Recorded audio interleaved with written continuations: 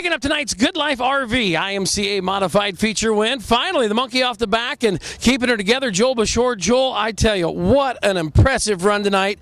Lapped up to the 11th place car, and I tell you, what a run. This thing's a rocket ship.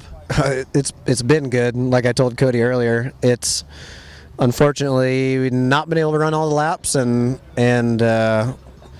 earlier this year, a little driver error, I killed the motor getting in the corner and boned myself, but things been good. It was good the last part of last year, and I really haven't been doing anything too exotic, just going with what I know and just trying to get after it.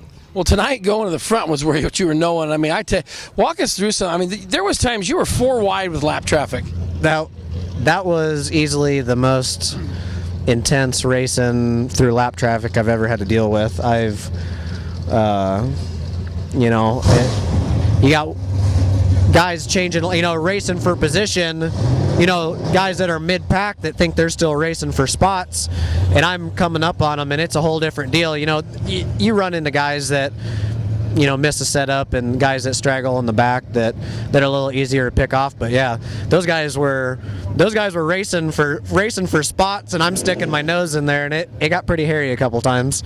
Tell you what, though, and it's just kind of you got up in there, and it's kind of, they see the flag, they look up and they go, oh, that's the 87, I better let him rush. But like you said, you've been in that spot too. You're racing for that position, and you don't want to give the ground up, but it happens. But it's just like we said, I've always said, you watch 3 cars ahead of you, and that's what you were doing. You focused ahead of the cars you were racing with, and I think that was right there the game plan.